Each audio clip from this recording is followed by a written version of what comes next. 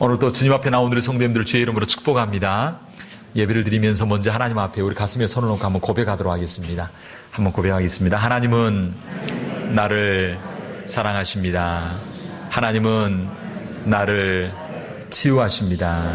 하나님은 나를 축복하십니다. 오늘 또 예배 드리는 가운데 주님의 치유와 회복의 역사가 온전히 있게 되기를 주의 이름으로 축원합니다. 지난 우리 한국에는 설 명절을 이렇게 보냈습니다. 설 있는 게 참 좋은 것 같아요. 신년 보내고 나서 또 좀 해이해질 때 다시 한번 마음을 추스리고 새해 복 많이 받으세요. 이렇게 또 새해를 다짐하는 그런 시간이 되어 참 좋은 것 같습니다. 그런데 명절이 되면 부모 형제 또 찾아뵙기 위해서 고향을 향하여 또 일가 친척들을 방문하기 위하여 수백만의 사람들이 이렇게 여행을 하는 것을 봅니다. 미국에 살고 있는 우리들에게도 뭐 설은 없지만 그러다 보니까 내일 보니까 또 이렇게 공휴일이더라고요. 그래서 연휴가 되어서 어제 교회에서 보니까 우리 교회 옆에 프리웨이가 그냥 위아래로 내려가는 차가 꽉꽉 차가지고 이게 막히더라고요. 아마 사람들이 연휴를 맞이해서 오랜만에 또 여행을 아마 가지 않나라는 생각이 되어집니다. 사실 우리 여행이라고 하는 것은 늘상 되풀이된 우리의 삶 가운데 뭔가 좀 신선함을 주고 우리 삶을 좀 활기 있게 해주는 것이 바로 여행인 것 같습니다. 그래서 저는 청년들에게 가끔 그렇게 합니다. 젊어서 필요하다면 빚을 내서라도 여행을 좀 한번 해본 게 필요하다. 그래서 가보지 않은 미지의 땅도 밟아보고 또 새로운 환경 가운데서 낯선 환경 가운데서 뭔가를 많이 배울 것이 있을 것이다 라고 도전을 많이 하게 되어집니다. 저도 우리 성도님들이 기회가 되면 바로 이런 새로운 문화나 환경을 보고 배우는 그런 부분들이 참 필요하다라고 생각이 되어집니다. 제가 지난 주간 가운데 일본 역사를 조금 한번 공부를 좀 한번 했습니다. 그런데 근대사를 좀 잠시 살펴봤는데 에도 막부 시대가 끝나고 메이지 유신을 1867년에 하게 되는데 그때쯤이면 우리나라하고 일본하고는 거의 비슷한 수준의 환경이었습니다. 근데 메이지 유신을 통해 가지고 사람들이 어떤 일을 정책을 하게 되냐면 똑똑하고 유능한 젊은이들을 전 세계로 막 사절단으로 보냅니다. 미국으로, 독일로, 영국으로, 프랑스로 막 보내게 됩니다. 그리고 이 사람들이 그 가운데 막 새로운 문물들을 배워와가지고 20년 만에 1867년부터 1890년 정도 20년, 25년 근간에 엄청난 변혁이 일어나게 됩니다. 신분이 철폐되고 토지개혁이 일어나게 되어지고 그리고 산업이 일어나게 되어지고 아주 놀라운 변화들이 일어나게 되는데 그 변화의 근거가 뭐냐면 바로 젊은이들이 새로운 세계를 보고 그리고 새로운 문물들을 배우고 그리고 그것을 따라가고자 하는 그런 영향력이었다라는 생각이 되어집니다. 그래서 어떤 면에서 보면 이 여행이라고 하는 것이 우리 삶 가운데 신선함을 주고 뭔가 도전을 주는 그런 부분이 없지 않아 있다라고 생각이 되어집니다. 그런데 여행을 통해서 또 하나 느끼는 가장 중요한 것 중에 하나가 뭐냐면 오랜 시간 여행을 하고 나서 늘 느끼는 게 뭐냐면 집만큼 좋은 게 없다라는 생각을 하게 되어집니다. 아무리 밖에서 좋은 호텔에서 좋은 음식을 먹는다고 하더라도 집밥만큼 좋은 게 없고 그것도 한두 번이지 1년, 2년 먹어보세요. 밖에서 떠돌이로 이렇게 밥을 호텔밥 맨날 먹는다고. 근데 제가 아는 분이 그런 분도 있더라고요. LA에서 목회를 하는데 한 성도님이 LA에서 라스베가스로 이사를 가더라고요. 왜 가시냐 그러니까 거기 무슨 티켓이 하나 있는데 거기 매일 호텔에서 먹을 수 있는 티켓을 받아가지고 그곳에서 아예 집을 얻어가지고 거기서 맨날 호텔에 가서 밥 먹겠다고 그렇게 이사를 가는 분을 제가 직접 본 적이 있습니다. 근데 그것도 한두 번이죠. 집이 가장 좋은 줄로 믿습니다. 그런데 어떤 분이 이런 이야기를 했습니다. 여행이 즐거운 이유가 무엇인 줄 아는가? 여행이 즐거운 이유는 바로 돌아갈 집이 있기 때문이다 라고 그렇게 이야기를 했습니다. 정말 그 말이 맞는 것 같습니다. 우리가 아무리 여행이 좋더라도 돌아갈 집이 없으면요 그건 뭐가 되냐면 방랑이 됩니다. 방랑. 돌아갈 집이 없으면 방황이 되어집니다. 그러나 돌아갈 집이 있으면 우리 환경이 아무리 힘들고 어려워도 우리가 행복해 할 수 있는 것입니다. 사랑하는 성도 여러분, 오늘 성경은 저와 여러분들에게 인생을 한마디로 말씀해 주고 있습니다. 우리 인생이란 무엇인가? 바로 나그네요 행인이다 라고 말씀하고 있습니다. 그래서 오늘 본문 11절은 이렇게 기록하고 있습니다. 사랑하는 자들아, 나그네와 행인 같은 너희를 권하노니 라고 말씀하고 있습니다. 우리 본문은 저와 여러분을 뭐라고 말하냐면 나그네 인생이다, 행인의 삶이다 라고 말하고 있는데, 나그네의 사전적 의미가 뭐냐면 자기 고향을 떠나서 낯선 곳에 잠시 머물거나 여행하는 임시거주자가 바로 나그네다 라고 말하고 있습니다. 행인이란 무엇인가? 길손이다 라고 하는 것입니다. 한마디로 말하면 우리 인생이란 무엇이냐면 이 세상에 계속해서 머물러 사는 존재가 아니라 언젠가는 잠시 머물다가 떠나가야 하는 존재가 바로 나그네 인생인 저와 여러분들이다 라고 성경은 말씀하고 있는 것입니다. 우리가 살고 있는 이 지구, 이 땅, 오늘 발을 붙이고 사는 이곳도 어떤 면에서 보면 여행하는 가운데 한 여관과 같은 곳입니다. 여러분의 집도 이 인생의 여행 가운데 여관과 같은 곳입니다. 잠시 머물다가 오라 하면 가야 되는 곳이 바로 우리 땅의 삶이다라고 성경은 말씀하고 있습니다. 그런데 이 세상의 모든 사람들은요, 거의 대부분의 사람들은 그것을 모릅니다. 내가 나그네인지 모릅니다. 그래서 뭐에 집착하고 사냐면요, 이 땅에 집착하게 살고 이 땅 가운데 모든 것을 두고 바라보고 산다라고 하는 것입니다. 모르기 때문에 그런 것이죠. 아무리 이 땅 가운데 아름다운 것을 꾸미고 준비한다고 할지라도 천년만년 살 수가 없는 것입니다. 언젠가 모든 것 다 내려놓고 나그네로 행인으로 그것을 두고 떠나가야 되는 것이 바로 저와 여러분의 인생임을 성경은 말씀하고 있습니다. 그런데 또 대부분의 사람들은 나그네라는 것은 압니다. 아, 우리가 왔다가 가는 나그네다. 그래서 노래도 그런 거 있죠. 나그네 인생길, 박목월의 나그네, 그런 시도 있잖아요. 근데 나그네 인생이라는 건 알지만 또 사람들이 뭘 모르고 있냐면 나그네 인생을 끝나고 난 이후에 우리가 가야 할 종착지가 어딘가를 모른다는 것입니다. 우리가 가야 하는 인생의 목적지가 무언가를 모르기 때문에 사람들은요, 이 땅 가운데 목적 없이 사는 것입니다. 왜 사람들이 허랑방탕하게 살고 왜 이 땅 가운데 문제들이 일어나게 되는가? 왜 이 땅 가운데 사람들이 그렇게 힘들게 살아가는가? 가장 힘듦의 원인이 뭐냐면 바로 내 삶의 목적지가 무엇인지 분명하게 모른다는 것입니다. 내 삶의 이유와 목적을 모르기 때문에 그저 대충 살고 허랑방탕하게 살고 쾌락 가운데 세상 가운데 살아갈 수밖에 없는 것입니다. 왜? 목적을 모르기 때문에. 그리고 사는 것도 힘들어요. 목적이 모르니까 열심히 살기는 살지만 뭐 때문에 사느냐? 모른다는 것입니다.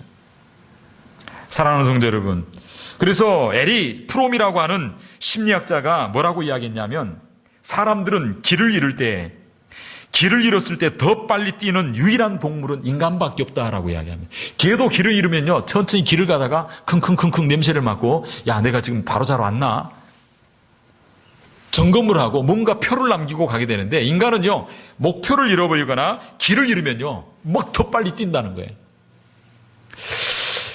우리 인생 가운데 굉장히 중요한 것은요, 얼마나 빨리 가느냐, 아니면 얼마나 빨리 성공하느냐, 얼마나 빠른 나이에 뭔가를 이루느냐라는 속도가 중요한 것이 아니라 찬찬히 내가 무엇을 향하여 가는지 방향을 바로 잘 정하고 목표를 바로 잘 정하고 우리의 삶의 종착지가 무언가를 바라보면서 저와 여러분들은 살아가야 할 줄로 믿습니다. 오늘 이 자리에 있는 저와 여러분들은 나그네 인생, 행인의 인생이지만 그냥 나그네, 그냥 행인이 아니라 목적 있는 나그네, 삶에 목적 있는 나그네, 방향이 있고 목적지가 있는 영광스러운 나그네의 삶을 살아갈 수 있는 저와 여러분 되기를 주의 이름으로 축원합니다. 그런데 인생에 3대 질문이 있습니다. 내가 어디서 왔는가? 내가 어디로 가는가? 그리고 내가 무엇을 위하여 살아야 되는가? 분명하게 삶의 방향을 잡아야 됩니다. 성경에서 하나님이 뭐라고 말씀하시는가? 여러분은 어디에서 왔습니까? 어디에서 오셨습니까? 질문합니다. 어디에서 오셨습니까? 예, 저는 LA에서 왔습니다. 아니요, 그거 말고요. 저 뉴욕에서 왔는데. 아니, 그거 말고. 한국에서 왔어요. 한국 말고. 예, 부산에서 왔습니다. 과천에서 왔습니다. 그렇게 이야기합니다. 사랑하는 성도 여러분, 여러분은 어디에서 오셨습니까? 성경 요한복음 8장 42절 저 뒤에 보면 그렇게 나와 있습니다. 요한복음 8장 42절에 보면 이렇게 말합니다. 이는 내가 하나님께로 나서 왔습니다. 나는 스스로 온 것이 아니요. 따라합시다. 아버지께서 나를 보내신 것이라. 우연히 아메바가 진화해가지고 우연히 이 땅에 던져진 존재가 아니라는 것입니다. 하나님의 형상대로 창조되어서 하나님이 목적이 있어서 하나님의 계획이 있어서 아버지께서 나를 보내셨다라고 하는 것입니다. 왜 여러분이 이곳에 존재합니까? 아버지께서 보내서 존재한 줄로 믿습니다. 왜 이 땅에 태어났습니까? 우연히 태어났습니까? 실수로 태어났습니까? 아니라는 것입니다. 아버지께서 보내셨다라는 것입니다. 저와 여러분들이 이것을 분명히 알아야 됩니다. 내가 어디서 왔는 걸 알아야 됩니다. 나의 정체성을 알아야 합니다. 그래야 우리가 올바로 살아갈 수가 있는 것입니다. 여러분은 어디로 가는 존재입니까? 여러분 어디로 갑니까? 어떤 사람은 그러더라고요. 개송에서 물어보니까 무덤으로 가지요. 예수님을 모르는 사람의 마지막은 어디냐면 무덤입니다. 예수님을 모르는 사람의 마지막은요, 죽음입니다. 아니면 내가 어디로 왔는지 모른다는 거예요. 어디서 왔는지. 나그네라는 건 아는데 어디로 가야 되는지 모르는 것입니다. 그래서 죽으면 그뿐이죠 라고, 좋은 데 가야죠. 그냥 막연하게 좋은 데. 성경은 우리에게 분명히 말하고 있습니다. 우리가 어디서 왔고 어디로 가야 되는 존재인가를 분명히 알아야 됩니다. 성경 요한복음 16장 28절에 이렇게 말합니다.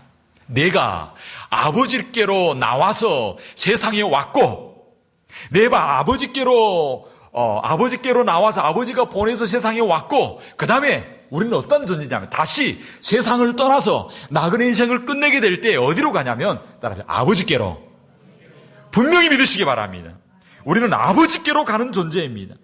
우리는 아버지께로 보냄을 받아서 이 땅 가운데 나그네 인생을 살고 순례자의 인생을 살지만, 그러나 그것으로 끝나는 것이 아니라 다시 아버지께로 가노라. 분명한 목표의식, 분명한 목적지, 분명한 꼴대가 어딘가를 분명히 알아야 됩니다. 아멘. 말씀의 근거에서 여러분은 지금 힘들고 바쁘게 지금 살아가고 있습니다. 언젠가 우리는 이 세상에 나그네 삶을 털어버리고 가야 될 때가 있습니다. 그것은 바로 아버지의 품이다. 자, 그러면 3대 질문, 세 번째 질문, 무엇을 위하여 살아야 됩니까? 성경적으로 우리가 분명한 의식을 가져야 돼. 내가 어디서 왔고, 내가 어디로 가고, 내가 무엇을 위하여 살아야 되는가? 여러분 뭐 때문에 삽니까? 성경 요한복음 6장 39절에 이렇게 말합니다. 내가 이 땅 가운데 사는 것은 나를 보내신 이의 뜻을 행하려 함이니라. 나를 보내신 이의 뜻은 내게 주신 자 중에 내가 하나도 잃어버리지 아니하고 마지막 날에 다시 살리는 이것이니라. 우리가 이 땅 가운데 살면서 무엇을 위하여 살아야 되냐면, 나를 보내신, 하나님께서 나를 보내셨는데 나를 보내신 이의 뜻을 위하여 살아갈 수 있는 저와 여러분들이 되어야 될 줄로 믿습니다. 여러분은 무엇 때문에 이렇게 바쁘게 삽니까? 무엇 때문에 이렇게 힘들게 삽니까? 여러분 무엇 때문에 사십니까? 질문을 하면 대부분 이렇게 대답해요. 못 죽어서 살죠. 자식 때문에 살죠. 저 자식만 없었다면 내가. 또 어떤 사람들은 이야기합니다. 팔자 펴기에 살죠. 팔자. 어떤 분은 이야기합니다. 먹기 위해 살죠. 죽지 못해 살죠. 여러분 뭐라고 대답하시겠습니까? 어떤 사람은 또 아주 독특한 사람, 원수 갖기 위해 삽니다. 이렇게 원수 잘 돼가지고 한번 원수를 갖겠다고. 그런 사람들도 있습니다. 그러나 이것은 우리의 삶의 진정한 목적이어서는 안 되는 것입니다. 하나님께서 나를 보내신 이의 뜻이 무엇인가를 알고, 그리고 그 뜻을 위하여 하나님의 나라를 위하여 살아야 할 그러한 존재가 저와 여러분이다라고 하는 것입니다. 우리는 세상 사람과 다르게 그냥 나그네가 아니라 목적 있는 나그네, 영광스러운 나그네, 그리고 하나님의 나라를 위해서 살아야 되는 정말 존귀한 그러한 나그네다라고 하는 것을 성경은 말씀하고 있습니다. 사랑하는 성도 여러분, 그렇다면 우리가 나그네 인생을 살아가는데, 그러면 영광스러운 나그네로, 하나님의 목적을 이루어드리는 나그네로 어떻게 살아가야 되겠습니까? 어떻게? 오늘 성경 본문은요, 우리에게 두 가지로 이야기를 하고 있습니다.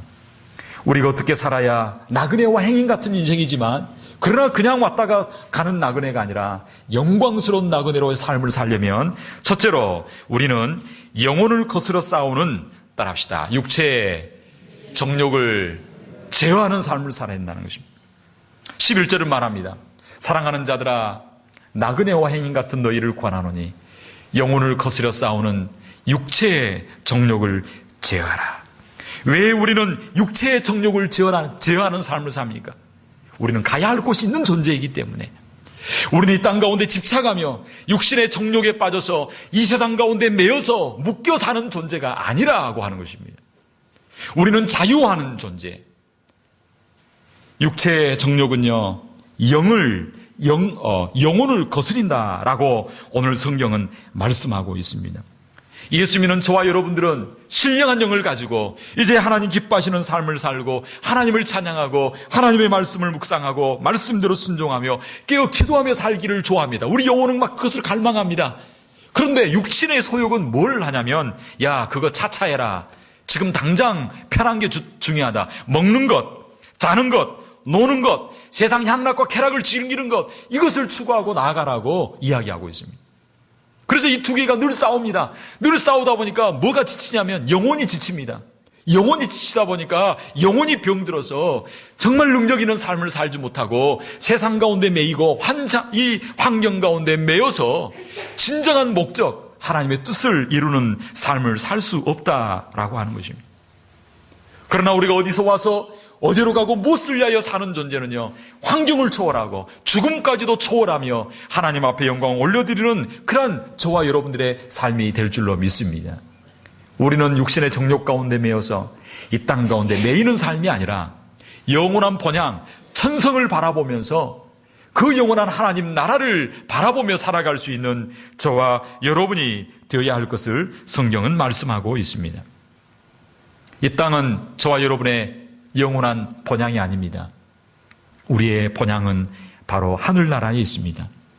이 땅에서 우리의 삶의 여정이 여행을 마치는 날, 우리는 아버지 되시는 하나님 계신 곳으로 올라가는 것입니다.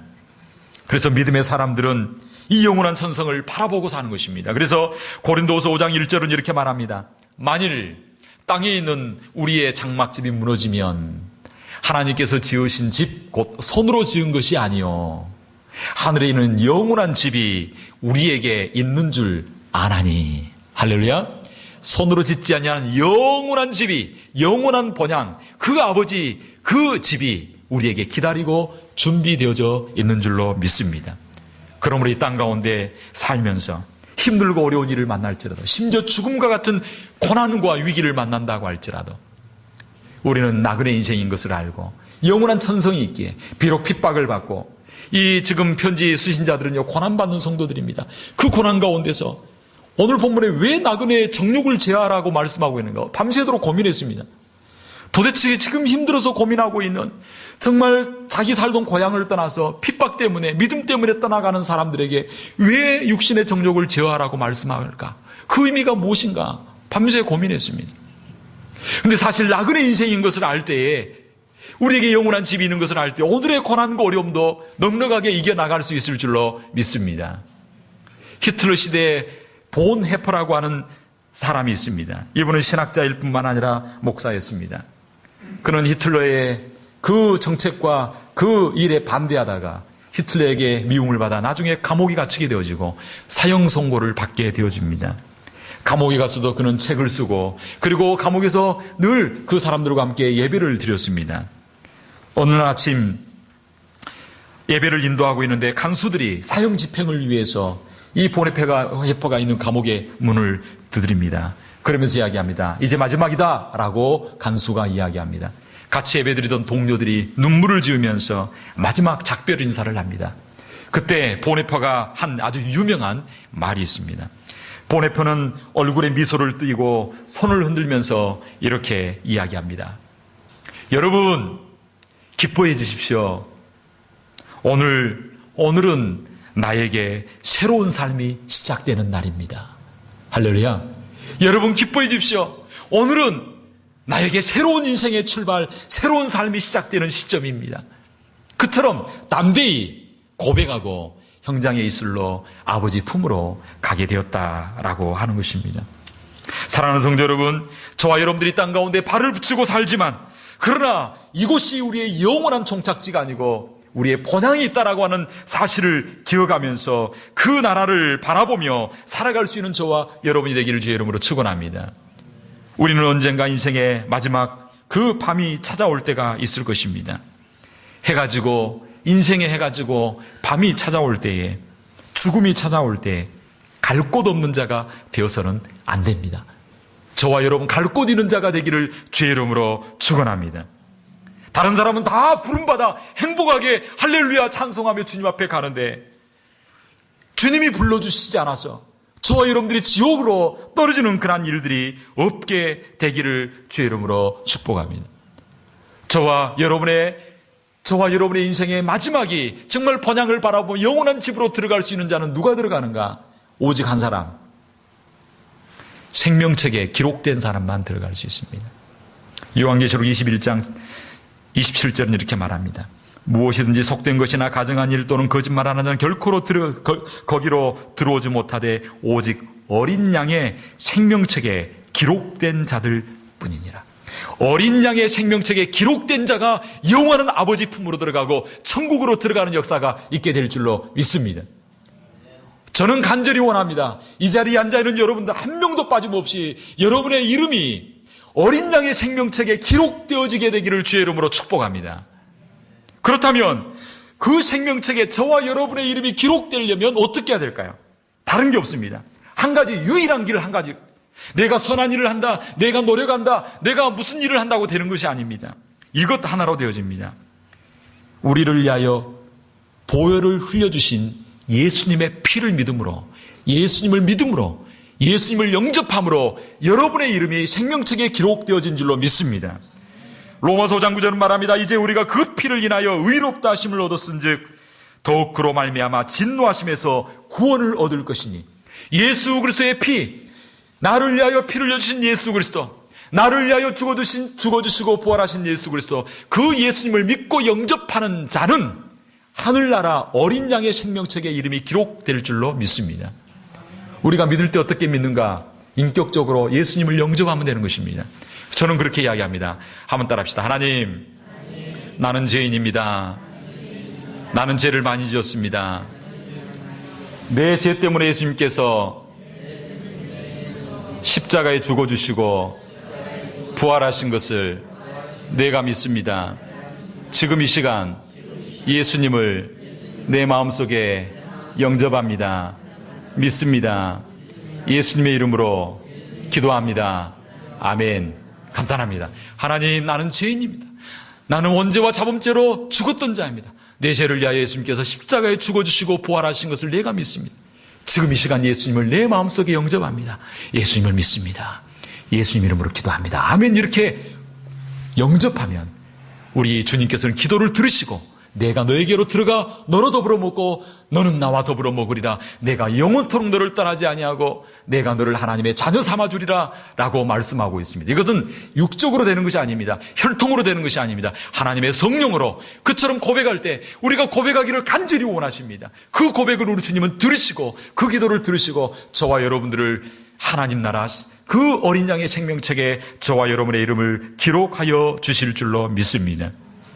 우리는 언젠가는 떠나야 하는 인생의 나그네 길 가운데 저와 여러분이 하나님 앞에 돌아갈 수 있는 그 이름이 생명책에 기록되어지는 본향을 바라보고 나아가는 저와 여러분 되기를 주의 이름으로 축원합니다.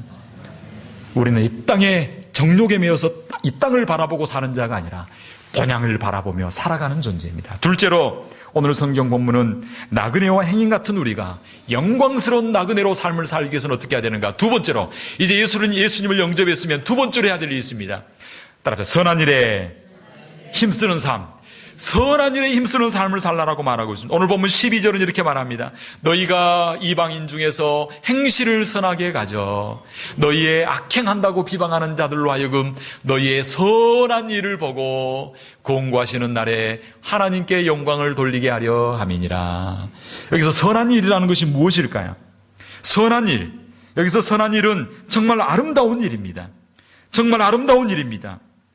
이 선한 행실, 이 선한 행실을 위하여 우리 예수님께서 저와 여러분 부르셨다고 말하고 있습니다. 디도서 2장 14절에도 이렇게 말합니다. 그가 우리를 대신하여 자신을 주심은 모든 불법에서 우리를 구속하시고 우리를 깨끗하게 하사 선한 일에 열심하는 친백성이 되게 하라 하십니다.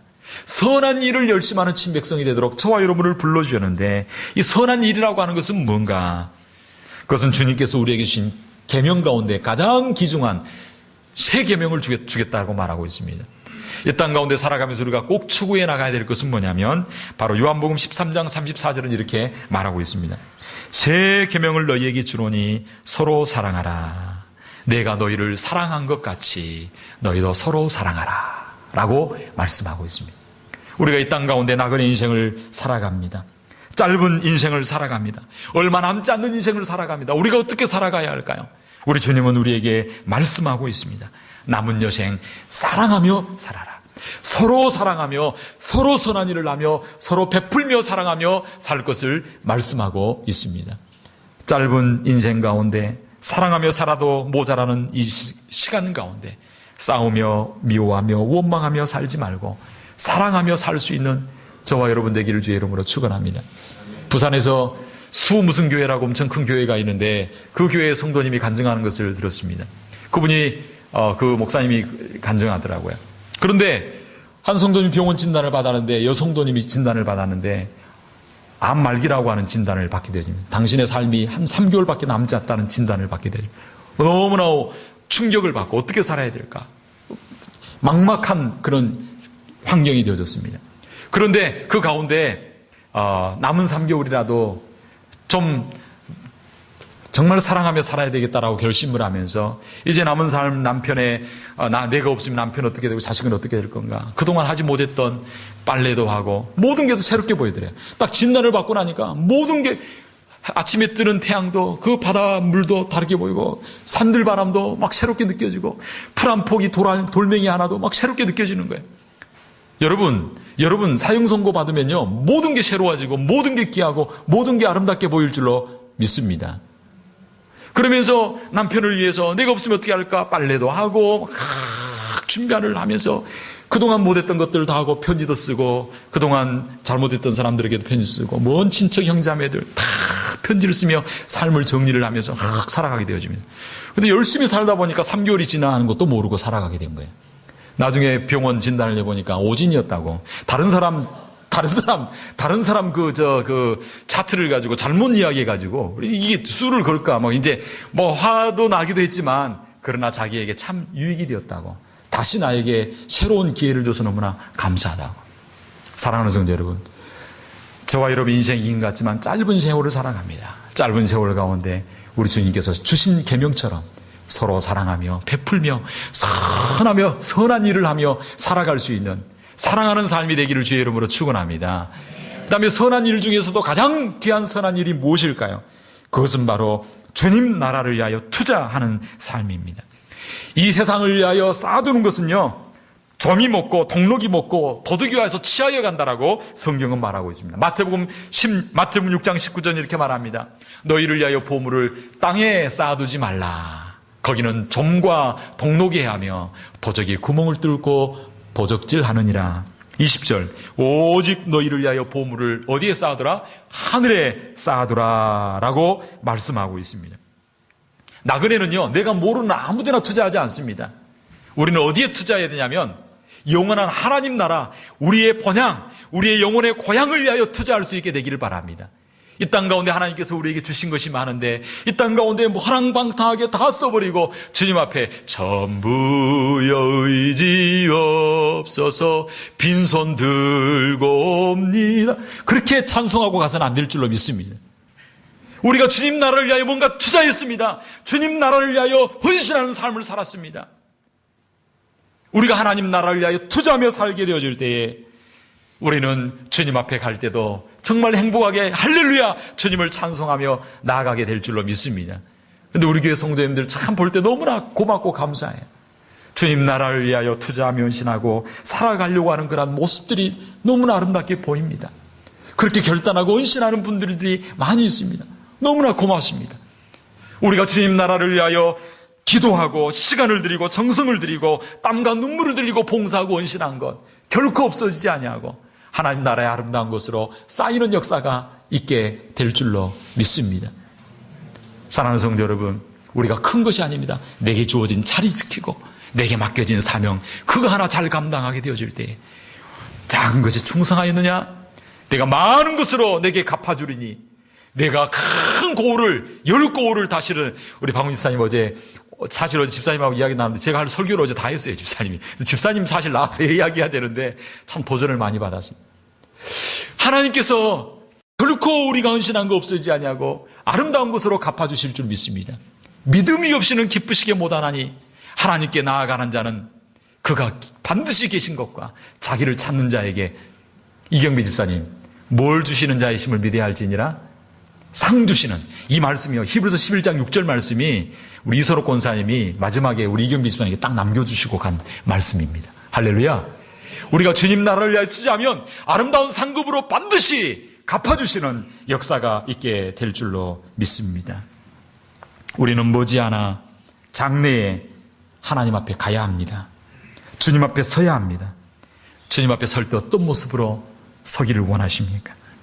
우리의 남은 시간을 썩어질 육신만을 위하여, 곧 떠나게 될 세상만을 위하여 우리가 살지 아니하고 영원한 천성을 향하여 투자하며 선한 사업에 열심하는, 그래서 주님 앞에 섰을 때 기대가 있고 소망이 있고 정말 보람 있는 저와 여러분 남은 생애가 되어야 될 줄로 믿습니다. 오늘도 영원한 본향을 바라보며 선한 사업을 위하여 열심을 내는 저와 여러분 되기를 주의 이름으로 축원합니다. 이 시간 한번 기도할 때, 하나님 아버지, 우리의 짧은 생에 얼마 남았는지 우리 알 수 없지만 남은 생에 본향 바라보고 살게 하시고 정욕에 매여서 이 땅 가운데 매여 살고 묶여 사는 존재가 아니게 하시고 영원한 천성을 향하여 투자하며 거룩한 것을 위하여, 없어지지 않는 것을 위하여, 가치 있는 것을 위하여, 변치 않는 것을 위하여 내 생애를 드리고 헌신하고 나아가는 우리들 되게 하여 주옵소서. 조용하게 하나님 앞에 묵상하며 결단하며 하나님 오늘도 선한 일 하게 하여 주옵소서. 기도하며 조용하게 나아가겠습니다. 기도하겠습니다.